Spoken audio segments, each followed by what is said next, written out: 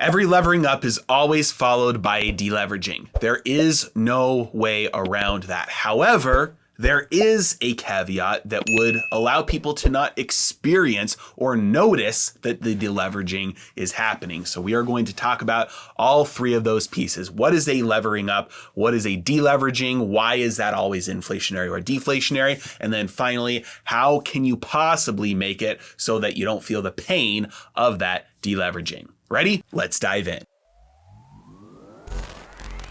All right, very simply, we are going to walk through this from a personal budget standpoint. You make $10,000 per month. That's your take home. And every month you spend exactly $10,000 per month. You have zero savings. You consume all of it. You spend all of it. You've got nothing left over. That means that if you want to spend more than $10,000 in a given month, you have to do one of two things.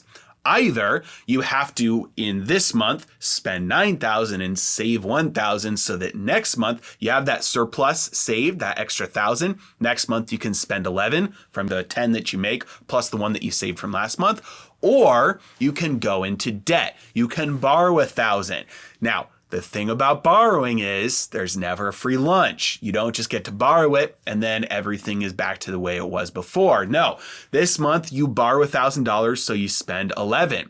That means next month you must forego consumption and only spend $9,000 to pay off that $1,000 that you borrowed last month. Now, obviously, you're going to pay that back over time. Maybe it won't be exactly in 1 month because maybe it's not a credit card purchase. Maybe it's a car purchase. And so you're going to pay it back over a series of 60 months. But either way, when you use leverage, the only thing you're doing is borrowing purchasing power from the future and bringing that into the present.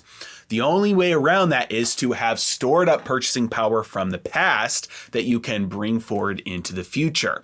What this demonstrates is there's no such thing as consumption that does not have production before it. Consumption is a byproduct of production, not the other way around. You cannot consume something unless it has been produced. And so when you go into the system level instead of the individual level, when we look at an entire economy, it's the exact same thing.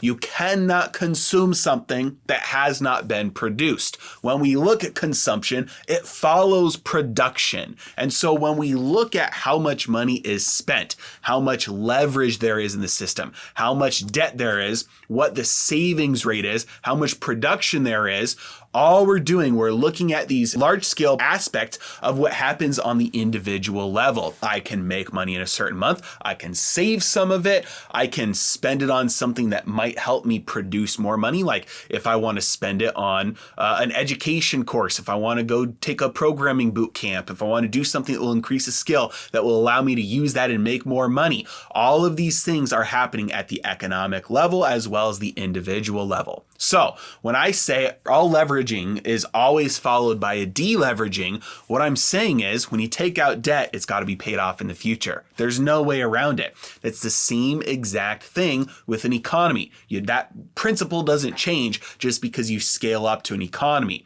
All consumption is only possible because of prior production or future production. So when we look at a system like today, we've got record debt. When you look at the total federal debt, $30 trillion, all-time high. When you look at corporate debt, all-time high. When you look at household debt, all-time high. This is debt. And compared to the savings pool, it is much larger. That means we have borrowed that purchasing power from the future and we've already spent it. That means there's no way around the deleveraging. It has been spent already. And so when we look at how to get to the other side of this, there's going to be a deleveraging. There's always going to be a deleveraging after you lever up. The question is, how do we get there? Do we get there through inflation or do we get there through deflation? If we get there through inflation, that means that the purchasing power of every unit of money declines because the total supply of money grows. So we look at all the debt, let's say just for round numbers, it's a lot more than this, but let's say there's $100 trillion worth of debt. And then let's say that $100 trillion is printed. The Federal Reserve just says we're going to wipe out all debt. They print print $100 trillion, give it to everybody and say you can only spend this to pay off your debt. And then let's say everybody does, and that brings the debt in the system to zero. But what that does to the purchasing power of the money is it shrinks it maybe from $1 down to let's say 5 cents. And so the purchasing power goes to very little because the quantity of money increased so much. Yes, you wiped out the debt, but you also destroyed the value of the currency that you are using to measure that debt in the first place. So that's one way to deleverage. And obviously it's not going to happen exactly like clean cut like that, but you get the picture. And that's kind of the path that we've started on. Many countries have gone through that before. That's one path. The other path is a deflationary deleveraging. And a deflationary deleveraging, the money supply doesn't change, or in many cases it actually shrinks, and you get the deleveraging through defaults. And so none of the debt or very little of the debt is actually paid off. However, you have the defaults, which means that the money supply contracts, prices start to fall, and then you have the deleveraging that way. In either case, the deleveraging happens, and the real results are people go through their lives and we say we don't have enough money to make ends meet. We can't get the stuff we need. We can't feed ourselves. We can't clothe ourselves. We can't afford shelter. There is massive pain when you're taking a look at the real wealth, goods and services.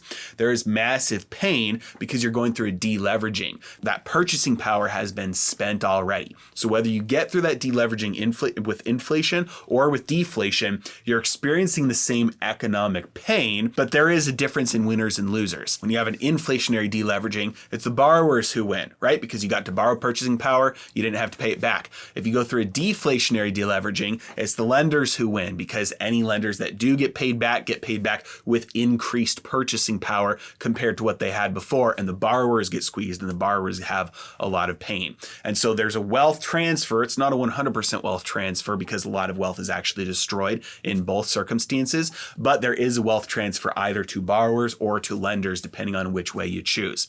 Now, the last thing is that you can avoid the pain if you have the key ingredient of a massive increase in productive output.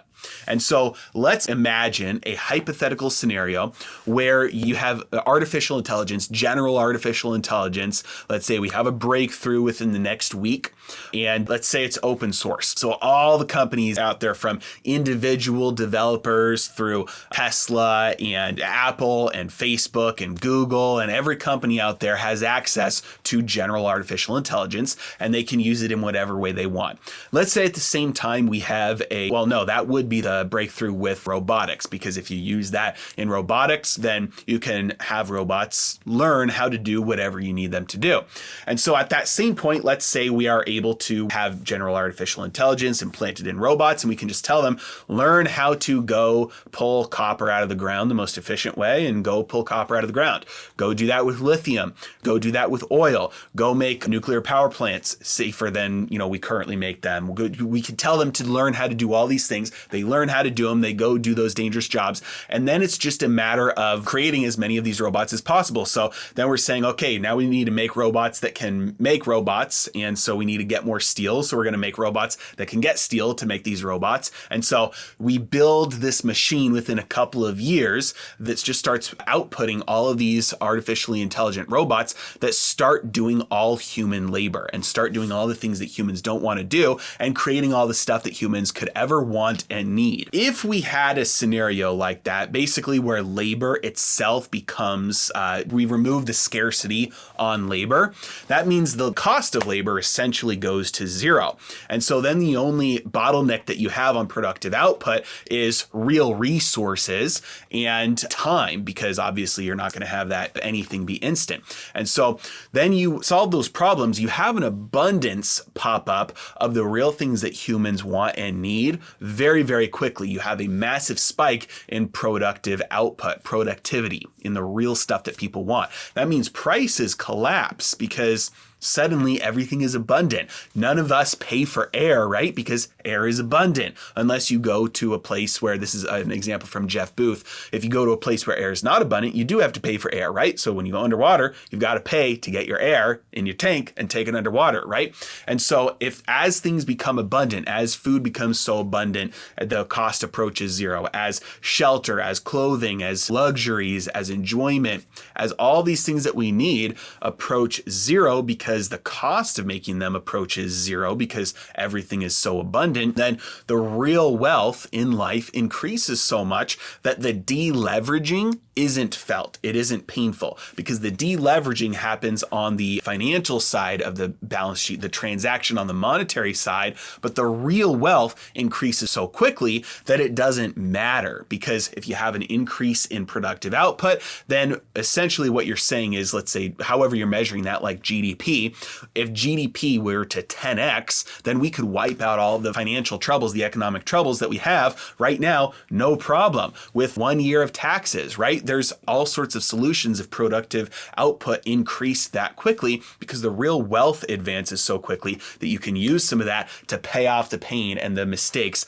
of the past. And that is why many times throughout history, obviously we don't have that example, but many times throughout history, you've seen a deleveraging happen without some of the markers that you might have expected, some of the painful economic markers, because of such quick advancements in productive output. This could be from the Industrial Revolution, the Agricultural Revolution. This could be from the internet. This could be from all sorts of things, from freedom entering a place that didn't used to have any economic freedom. You have a big giant leap in productive output, like in China over the last few decades. And so these are all examples of ways that you can have a deleveraging, but you don't feel the pain of it because the productive output increases at a much faster pace.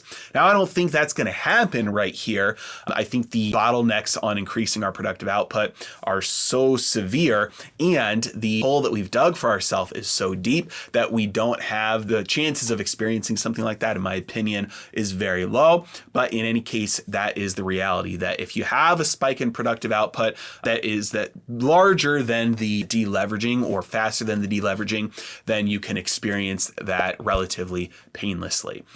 Hope that makes sense. Let me know if you have any questions about that in the comment section below. As always, I really appreciate you guys. Thank you so much for watching. Have a great day.